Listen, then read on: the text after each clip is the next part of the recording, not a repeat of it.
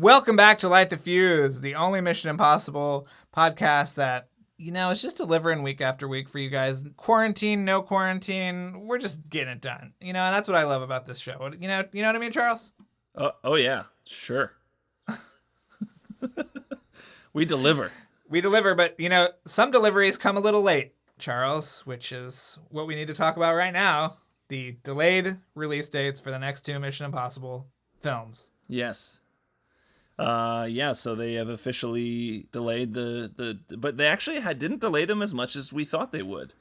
They're still the same years. It's next November 2021 will be Mission Impossible 7, and then the following November 2022 will be Mission Impossible 8.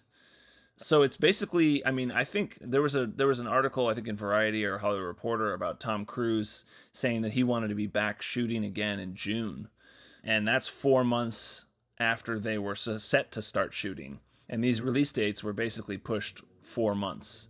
So these release dates are probably contingent on them starting shooting again in June. That's my guess. Right. And if they are not shooting in June, they're going to have to push these dates again. Right. Yeah. I just don't know how it's going to happen. Yeah. November 19th, 2021 is 7, and November 4th, 2022 is 8. Okay. So, yeah, it's way too close, I think, but we'll see. If anybody can get it done, it's this team, and led by Tom Cruise, obviously. Of course. And we talked about this. We did a Patreon episode when the coronavirus thing started and they delayed shooting. And our guess was, hey, are they going to push this to November and make it like how the James Bond movies used to always come out at Thanksgiving? Well, I guess now the new one, they've now pushed to this Thanksgiving. So that is a traditional James Bond release date time. And this will be the first time we get a Mission Impossible for Thanksgiving. I'm thankful for it. What about you? I am, of course. No, it's a great time. Of course I'm thankful for it. Yeah, it's a great time. Yeah. Of course. Anytime's a great time for Mission Impossible. That's true. If they were like, it's coming out in January, I would still be like, all right, let's do it. Speaking of delays, also, we've been talking about doing a video games episode, and there have been multiple people who have asked us over the previous couple of years, when are you going to do a video games episode? We're finally doing our video games episode. However, before we get into it, you wanted to tell a story about Bad Robot? Is that what it was? Yeah, well, I think throughout the process of making the show, we've gotten this great idea of how Bad Robot comes around and picks up shots and, shoots 3 things in one location on one soundstage and stuff like that. And there's actually a really fascinating origin story. We know JJ loves his origin stories to this, which is when JJ was 11 years old, he was in a test audience for Escape from New York, and he told John Carpenter that it wasn't clear whether or not Adrienne Barbeau died. So they actually shot the shot of her in like a pool of blood in their garage, because Adrienne Barbeau and John Carpenter were together at the time, to reinforce the fact that she had actually been killed in that final kind of confrontation in Escape from New York. And I feel like that is the origin story of this approach that JJ has now had in all of these films and all these huge successful blockbusters. So I thought you would appreciate that story. That's amazing. How did you come? What brought this up? How'd you find it? He told the story on an NPR interview that somebody else referenced, and then I listened to the NPR interview, and it's there, and it's amazing. And so I thought. That is kind of like the secret origin of the Bad Robot approach to filmmaking. So there you go. 11 years old, JJ, making his opinion known at a test screening for Escape from New York. Well, you just told me, too, that crazy fact that Jamie Lee Curtis is the voice at the beginning of Escape from New York? Yes, and I think she's Ben Wright, who was just on our Stuart Gordon Patreon episode, told me she's also a voice in the Shamrock Factory in the third one as well. In the third Halloween? Yeah. That's great. So anyway, all right. We have to preface this by saying we haven't played any of these games, and there is a possibility that we will do that at a later date. Yeah, we did think we were maybe going to do an episode where we would play the games in the episode, but that would be costly and time consuming and probably really boring for you to listen to. But we will play some clips along the way. And I will say that there actually is one game here that I have played before. Oh, And I actually own it, and I have a little video of it that I've made that we can release to the Twitters and Instagrams of the world. okay, great. But we'll get to that. That's not till later. Let's start from the beginning. Okay. This was kind of astounding to me. The first video game was in 1990 for the original Nintendo. So it predates the movies by half a decade, which is pretty amazing. Well, it's clearly from the 80s show. If you look at the cover here, you'll see Jim Phelps and you see Barney's son who was in the show, and so it was a riding off of a tie-in. Yeah, and, right. And what's weird though is that the show was 88, 89, and this came out in 1990. Maybe the 89 season ran into 1990, and so they released this video game then. So and actually we didn't even say this at the beginning, but the music that we played at the beginning obviously was not Kevin Blumenfeld's score. It was the music from this Nintendo version of Mission Impossible. So that's what that music was at the beginning, which we think was just so awesome. It's such a cool version, and how would you describe the look of the? What's so funny is that no two video games are the same in terms of like the type of game they are. Or anything, they all look very different. Yeah, well, this first one kind of from the images and the things I read about it. It looks like. Did you ever play that True Lies video game? No. For like Sega Genesis, where it was like I played this game a lot when I was a kid. I loved it, but it was like a top down they call it, I guess, where you're like a bird's eye view looking at little like chubby figures walking around rooms doing things. Yes, and that's what this looks like. But there are also levels with like a boat chase, and interestingly, there's a chase that they say it takes place through the canals of Venice, which is going to be in Mission Impossible 7. Well, it was going to be. Maybe it won't be anymore. We'll see what happens, what changes they make. But it's this looks like a pretty kind of one of those standard kind of crappy early Nintendo games. I wish we could play it, but we don't have Nintendo, we don't have this game, but it seems like we could actually maybe track this thing down. But it was produced by Konami/Ultra Games, and it was for the original Nintendo. I'm looking at it right now. It looks very confusing. There was a game called like Mystery Mansion or something that was on Nintendo that looked a lot like this. Maniac Mansion. It was just top down, and you were just kind of going from room to room, and yeah. Well, should we move on to the next video game? This one I think would be in quotes. It's not even, I don't know what it is. It's in 1996. Yeah, that's pretty liberal. Yeah. When the movie came out, there was there's still a web archive that we can post this link. It was. I was so disappointed I couldn't play it. I pressed the start mission, and I was like, no. This was also there's a merchandise button too. Did you see that, Charles? No. We were really cooking with gas. We should say what it is. So the Apple Computer had a tie-in with Mission Impossible, and they did this web adventure. It was called Apple Computer Presents Mission Impossible: The Web Adventure. And we've been compiling these notes for so long. Someone named Sean, I guess, gave us this info, and it just says per Sean. So thank you to Sean, who gave us this probably almost 2 years ago. And now he gave us this link, and so we'll post it. And you can see, if you go here, you can try to click on Start Mission, but it doesn't work anymore, the website. So it was like a website where you'd go and, I don't know, do you think it was like puzzles or like, what was it? I have no idea. I wish I knew. The web adventure, just think about that, Charles. Think about the endless possibilities of the web adventure. Maybe it was a simulation of Ethan Hunt's emails that he sent trying to find Job. Oh my God. The next thing was also in 1996. This is the game that I own. It's a portable arcade game. It's a handheld thing. I don't have a picture of it here for you, but I'm going to send it to you, Drew, because it's important that you see this. I found a picture of it. Okay. And I've seen the video of you playing it too, which is just it's embarrassing. Yeah, it's terrible. So you play Ethan Hunt, and every once in a while, like a computer appears. It's like a. I don't. You'll have to look at the pictures to even see it. It's like one of those handheld games. Like for if you're a younger person, before there were games on phones, there were just little like handheld games that you could play with a battery, and it would just play this one game. And this was a portable arcade game, and you were Ethan Hunt, and you just basically scroll up or down trying to avoid it's Kittredge who's trying to kick you. He's flying jump kicks, and Barnes is shooting at you. So I think the people who made this game were not given the full scope, or maybe it was part of the mislead to make people think Kittredge is the bad guy. But your goal in the game is to pull gum off of a computer and throw the exploding gum at Kittredge and at Barnes. That's the whole game. So it's pretty bad. But we'll post that.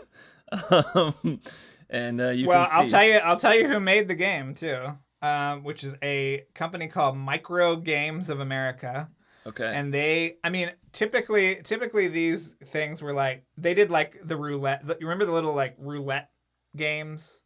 There's like roulette. There was like I had a pinball game that was like this that I played a lot as a kid, and there was like a baseball version. They did all of those. They also did tie-ins for Return of the Jedi, RoboCop 2, and most mystifyingly of all, Beverly Hills 90210. Don't ask me what that game was, but they did it. They also did Ghostbusters 2. I mean, we're talking about, this is some serious shit, Charles. So that's who made this. That's who made this thing. It seems like they started out with those little games that we all had, and then they moved into licensed stuff. And who knows Right. if all those other games are as terrible as this, but We can only hope. we can hope. Yeah. Should we move on? Let's move on to the next like proper cartridge game, which is 98. It's for N64. I think this one is generally regarded as the best one. When I see people talking on Twitter and stuff about Mission Impossible video games at all, this is the game that people talk about that I guess was sort of like Goldeneye. If anybody remembers this, was that Nintendo 64? Yeah. Goldeneye game. It's sort of in that vein. Probably not as good as Goldeneye, but people seem to like it. It was also Nintendo 64. It was also for PlayStation, and this was in 1998. And it's weird that it took them this long to put this game out, but maybe that was just waiting for the technology. Maybe Nintendo 64 and PlayStation weren't up to snuff yet. I don't know. When did GoldenEye come out? No, I think GoldenEye was before it. Yeah, of course. But I'm just wondering why did it take 2 years for this game to come out when the movie came out in 96? I think I read about I don't know why it took so long, but it's really funny because every review, you sent me some of the reviews. I think there's actually a Metacritic page for this game, and every single one is like, yeah, it's not as good as GoldenEye. So the 007 Mission Impossible rivalry continues on video games, so Right. that's another part of this whole deal. But yeah, it looked fun enough. I mean, some of the characters and stuff looked absolutely horrifying, but yeah, people seem to like it. We should throw a clip in of that. Yeah, so let's actually play a clip from this game. This is actually their version of the plot theme, which gets pretty funky, and I think it's kind of a fun listen.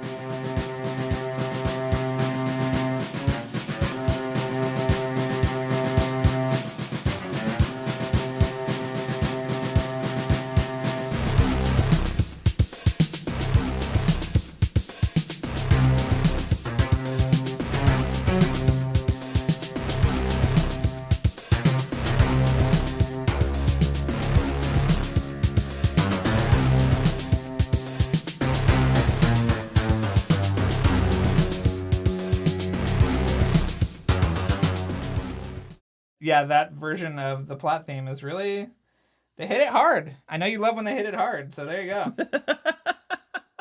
Pretty fun. Yeah, so I don't really know what else to say about this game other than I think it was like it seems like it's a third person walk around type game, and then I think it could go into shooter mode too. Like it could go into first person shooter mode. You can tell I'm not a video game person. Yeah, it does. It looks more third person than GoldenEye. Yes. Oh, and there's a great GIF that I have that I don't use very often of Ethan Hunt dangling in Langley, trying to get the knock list, and it's like him dangling like crazy and then just hitting the ground, and then it says you're dead. So now I get to post that GIF I've had for a while. I've been wanting to use that one. Thank God. Thank God. Well, should we move on to the next one, or is there anything else to say about this? Well, I love that we're really following the trajectory of video game systems as a whole. We started on the Nintendo. We're moving over. We got the Nintendo 64, and now Right. the next leap, which is what? Well, I guess the next one is the Game Boy Color. Well, actually, before we move on, the 98 game, did they have voices in that were... Because we haven't gotten to... There's a game later that actually has Ving Rhames' voice. But none of these games so far have had Tom Cruise's voice, right? I don't know if that's actually Ving Rhames' voice. Are you sure about that? Yes. Yeah, but that's later. Oh, okay. We'll get to that later. later. All right, yeah, I don't want to talk about that. Yeah. But the 98 game... I don't know if the 98 game had anybody's... Trying to see here. I don't think so. It didn't sound like anybody. Right. So Game Boy Color, this is the year 2000. This is the same year as Mission Impossible 2. Yes. This one looks pretty fun to me. Like, if I had to play one, this one kind of looks like the one that I think would be cool. But what's weird is that I guess this is... Like, I'm seeing a screenshot from it right now where it's the aquarium restaurant from the first movie. So... Oh, really? Was this, like... Is it the plot of this game, the first movie? No. Well, I mean, and not unless the first movie was Tom Cruise walking around aimlessly for hours on end, because it's just like him in a factory, it's him in a desert. Right. I don't even know how you would describe it. It's sort of like 2.5D. There's some shadows, but it's pretty flat. It seems like an advanced version of that original Nintendo game. Yeah, it looks fun. I don't know. The score is insanely annoying, but I know you want to play some of it, so. Oh, do we have a clip of that? Maybe we should play a clip of that. Yeah, let's do that now. Here we go.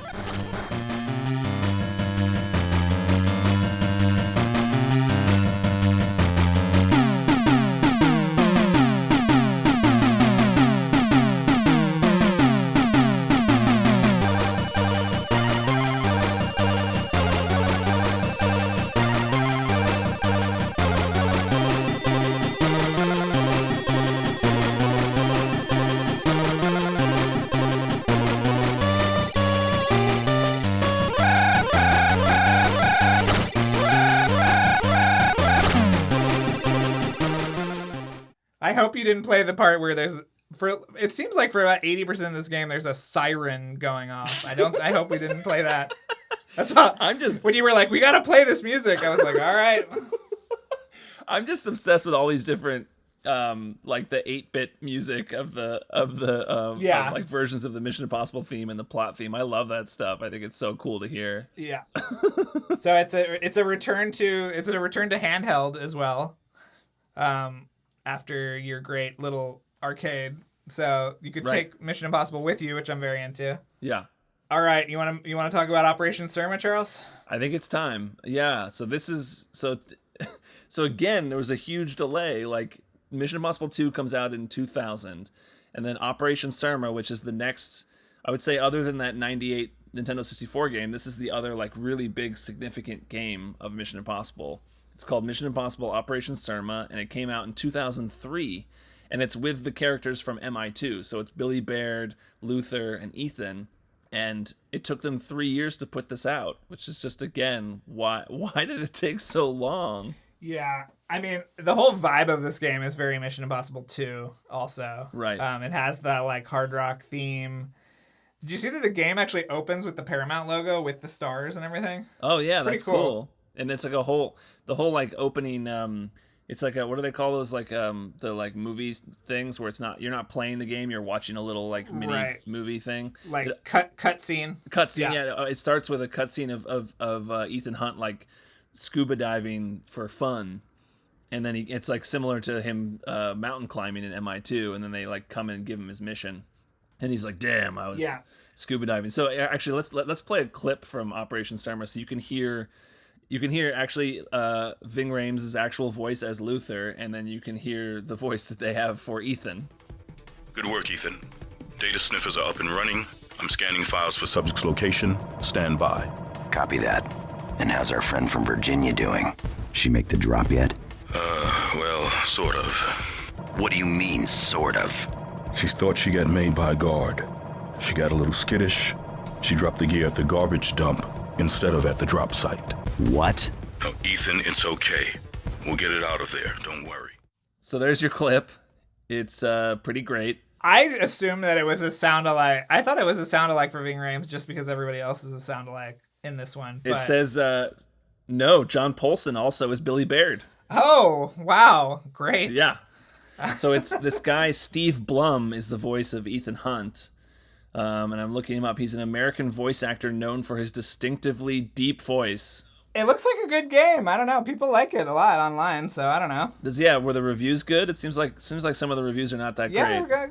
It was on PlayStation 2 and Xbox. So again, we are moving through the technology. It was also on GameCube and Game Boy Advance. Oh, so we could take this one to go too. I wonder if the Game Boy Advance one is different. Because this one looks kind of sophisticated. Yeah. Yeah. This kind of reminds me of some of the like early Tomb Raider games. Right. At least from my memory of them, like where there was with the cutscenes, the cinematic cutscenes, and then like blocky characters walking around doing stuff in like awkward ways. This Game Boy Advance one looks pretty neat, I gotta say. Is that it's the Game Boy Advance version of Operation Surma? Yeah. No voices on this one though, so use your imagination. That's a bummer. But yeah, Surma was a big game, I guess. I don't know. So moving along, we got 2006. Yeah. Oh yeah. The next game was this was actually tipped off to us by someone on Twitter, and I wish I had. Actually, I might have it somewhere here. It's Chow Marquez. I don't know if I'm pronouncing his name right at all, but he sent us this game, which I had no idea existed. It's an MI3 Java mobile game. I'm so into this one. It's it's actually seems pretty cool for a mobile game. We'll play it. We'll play a little clip of it here.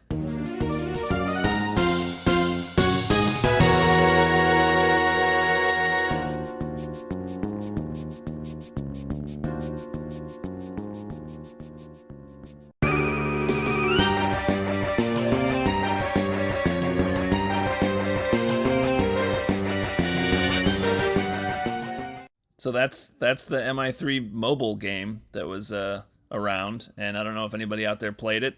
We did not. No, it looks really good. I love the kind of fluid animation on the sprites and stuff. It looks fun. The next one was in 2011. I don't even know if this was really a game, but we came across it. It was Mission Impossible. So obviously Ghost Protocol came out in 2011, so this was a tie-in of some sort. It's called Mission Impossible the Game, Paramount Pictures and Fun Tactics social game for Facebook. Based on the first 3 Mission Impossible films, with a later extension based on the 4th release to promote Ghost Protocol. So it was a game made for Facebook. Yeah, I'm very into that. Oh, and I found so it says Mission Impossible the Game goes well beyond a typical social game and brings an unprecedented level of detail and authenticity. It allows fans of the action-packed movies to create an agent in the official Mission Impossible universe and live a life of espionage and covert operations with their real-life friends as accomplices. So that's kind of cool, I guess. It's kind of vague. I'm not really sure what it is. But anyway, so that's the Facebook game. What's next? Let's talk about the Rogue Nation game that came out in 2015. Yeah, this was actually still working. When we first started doing this. Yes, I know. When we started on this show a million years ago, it was still working. Now, not so much. But you played it, right? Yeah, I had it on my phone and my iPad. I mean, it was basically like a straightforward shooter game. It's like first person, and you just get a scope, and you're kind of a sniper, and that's it. But it's fun. I don't know. They had some weird characters in it. It's like not Ethan Hunt. It's these other people. But I don't know. It seemed like it was a fun game that you could play. And now just recently I tried to log back in, and the servers weren't working anymore. So they finally just disconnected it, I guess. Oh, man. Here we go. You are Trent Kane, IMF agent extraordinaire. At least you were until the CIA brass shut down the IMF. And then it says the CIA has offered you a choice. Go to jail for treason or hunt and capture one last target, Ethan Hunt. So you're playing Trent Kane, and you're an IMF agent who's hunting down Ethan Hunt. Interesting. I'm very into that. I'm into it as being kind of like a canonical side story from Rogue Nation. You know what I mean? Yeah, it was pretty fun. I mean, I thought it was like a nice diversion to just sort of mindlessly play this game. You had little missions where you had to like shoot certain things or whatever. There were little missions, and it was basically the same thing over and over again. But I thought it was fun, and unfortunately, I don't think it works anymore. Bummer. The next one on our list is the Lego Dimensions game. And what this was it was sort of like Disney Infinity, which is something that I worked on when I was at Disney, and it's kind of a game. It's a toy to life game they used to call, where you would actually input game toys, and those toys would become characters in the game. And I actually do you have the figures or not, Charles? I don't. You have them? Yeah, I have them. I don't know where they are, but there was like a little Ethan Hunt and a motorcycle and something else. So you would build these toys and then put them in the game. And we watched this 7-minute clip of all the cinematics from the game, and it's really cool. It's very Lego-y how they did it too, because they use all of Tom Cruise's dialogue, but then they recreate dialogue with voice actors elsewhere. Yeah. So it's pretty interesting to hear Tom Cruise's voice come out of a little Lego figure. But there's just really fun little Lego-y flourishes, like on his way to the phone booth in the first one. He walks by the TARDIS from Doctor Who, and Doctor Who peeks his head out as Tom Cruise walks by. And then Aquaman is swimming in the aquarium in that scene. Yeah, they have just so many visual jokes. It's really fun to just, even if you watch this YouTube clip, which we'll post, it's pretty fun to just watch. You kind of watch the first movie with all these added visual jokes and things. And actually, right now we'll play a little audio clip of it. Simple game. Back. IMF mainframe. Inside CIA headquarters in Langley. And you really think we can do this? We're going to do it.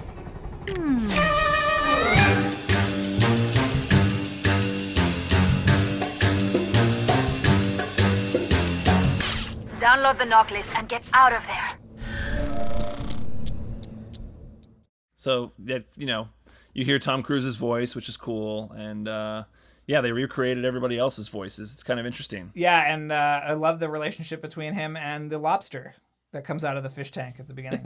Kind of a running gag with him and this lobster. Yeah, it's pretty fun. I want to play this game. So, yeah, it looks fun. That was on, I think almost every platform. So, if you are so inclined, I think you can still play it, even though that kind of game is not so popular anymore. But yeah. So the last one, I think that you have this VR thing in the same. It seems like the VR and the arcade, maybe the VR became the arcade or something, or there are two arcades. This is in 2019. It was announced that there would be a Mission Impossible VR game. It was a virtual reality experience based on Mission Impossible. The location-based game, which is scheduled to open next spring in Orlando, will bring groups of players inside a mission and give them the vicarious thrills of pursuit, running, jumping, and interacting with objects in a physical space that's enhanced through virtual reality. This tactile experience empowers the consumer to feel like an agent. They're in this environment, physically touching items. They believe they're moving through this destination. That's what's exciting to us. So I think this is separate from that arcade game. This is... Oh, yeah, that does sound different. I don't know if it ever came out, but it was an attempt at doing a Mission Impossible VR game. Yeah, it sounds like... Did you ever do The Void, Charles? No. Okay. There's a thing called The Void, and there's one in downtown Disney, and there's one in the Glendale Galleria, and it's basically that... I did the Ghostbusters one and the Star Wars one, and you go in and they give you a headset and everything. It sounds like that, which sounds awesome. That sounds awesome for Mission Impossible. I don't know if it actually ever happened because I have never read anything about it. Yeah. But there's also this Sega arcade console with different stations on them, and I emailed Sega to ask if we could play it. But I don't know where the closest one is. But it looks really cool. That was in the last few months. Yeah, we'll post pictures of this. But this is a big it's like a giant booth you walk into, and there are multiple gun stations inside of it. So it seems like it's mostly a shooter game, but it's a group arcade game that you'd find at Dave & Buster's. Yes, exactly. It says the gameplay sees players complete 9 stages across 3 action-packed missions. The players will have to stealthily descend great heights, hack systems, eliminate opponents, track enemy targets, blast down doors, shoot and chase down enemies. I'm into it. Truly packed with explosive action, excitement, suspense, and humor from start to end. We need this, Charles. We need this in our life. I know. We joked that we'll have to set up a Patreon to buy one for ourselves. How much do you think this game costs? This giant arcade. It's got to be thousands and thousands of dollars. Yeah. Yeah. So, but we're gonna set up a GoFundMe maybe or something. We need to make this happen. We do. We really do. And I think that is we've reached the end. That's all the video games. That's the long history of Mission Impossible's mostly terrible video games. Thank God. We did it. Get off our backs. No, I'm kidding.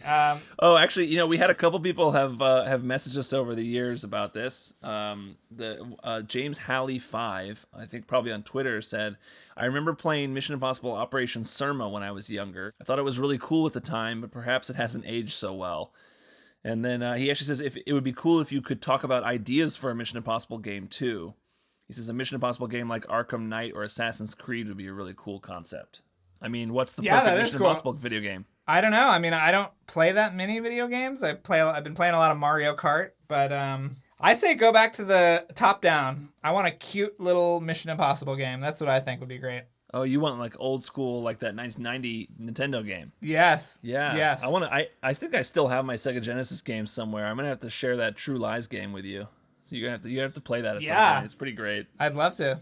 Yeah, I think you could do a pretty amazing Mission Impossible game if somebody really wanted to do it.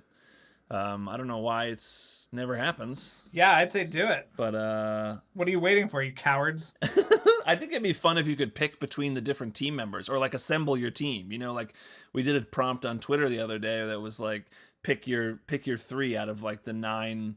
I think there were like 9 remaining living team members that were from the movies, and it was like, all right, so who's in your team? You could like pick your helicopter guy. You could pick Billy Baird. You got him as your helicopter guy. I love that. I love that. Or hey, if you prefer Declan from MI3, Jonathan Rhys-Meyers, if you like him better as your helicopter guy, you could pick him. Yeah. And then have pick your point man, pick your whatever, your tech guy, and then go do a mission. I think that could be really cool. What about a VR game where it's sort of like the greatest hits of the series? You're on top of the train, you're on top of the barge, you're hanging from the cliff, things like that. That's what hanging they need to do. Hanging from the plane. Yes, that's exactly what they need to do. Like recreate the iconic scenes from the series, do it with VR, hopefully in a way that won't make someone nauseous, because I feel like VR stuff makes people nauseous. Correct. But yeah, I think there was a VR activation, I think, with the plane. Remember that thing that was at the Grove where they hung you on the side of the plane and put on goggles? Yes. I mean, it was purely promotional, so it does not fit in with our video games episode exactly, but that was done. We are running out of time, but we just want to make sure everyone's will brace themselves for disappointment potentially later this month. Because we're having a real tough time getting somebody for the 100th episode, aren't we, Charles? Yes. Hopefully, we're still trying. We've struck out with some big names that we've been trying to get, but not completely struck out. Some of them have just said, "Hey, get back to us later." We just couldn't get them in time for this. So we're still trying a couple of things, but just to brace yourself, our 100th episode might not be as fun as we're hoping it would be. It might just be the two of us wasting time. Yeah, we'll see. We're still trying. Maybe we'll pull one of our interviews up that we were going to release later and just release the full interview or something. We'll figure out something. But thank you all so much for following us on this journey. I can't believe we're going to get to 100 in a week. And as always, of course, sign up for our Patreon. We have so much bonus content on there. Even if you just sign up for a month, give it a try. Pay $5.95 for the bonus content. Try it for 1 month, and then you get all of our bonus episodes, and you can just, blow through all of them. And if you're like, what, this isn't worth continuing to do, then that's fine. You can unsubscribe. But we have, commentaries for all the movies. We have bonus interviews and all kinds of bonus episodes about all kinds of topics. We did one about the Bourne movies recently. We did the tribute to Stuart Gordon, which Drew mentioned before. We've done all kinds of bonus episodes talking about all the Mission Impossible news for the new movies. Check it out if you're interested, and if not, you can always buy a shirt or a mug. That also supports the show. It really helps us get this going every week. And that you can find, it's linked from our website, LightTheFuse-TheOfficialMission.com. That's where you can get all the shirts and mugs and magnets and stickers, whatever. I think they actually have masks now. We might have to make masks because for the pandemic, they have on TeePublic the face masks. So we'll look into maybe making some of those too. And and this episode is brought to you by Jeremy Dillon, and was mixed and edited by Luke Burson. So thank you to those guys, and thank you to all of you for listening. What else, Drew?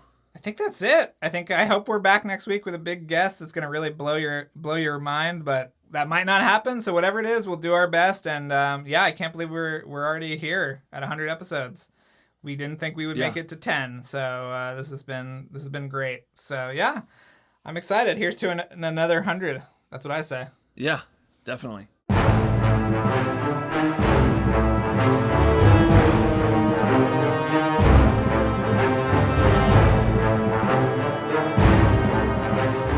Thanks again for listening, everyone. And before we go, another mission, should you choose to accept it. Please rate, review, and subscribe to the podcast on iTunes. And remember that you can follow us on Twitter and Instagram at LightTheFusePod, and email us questions or comments at LightTheFusePodcasts@gmail.com. This message will self-destruct in 5 seconds.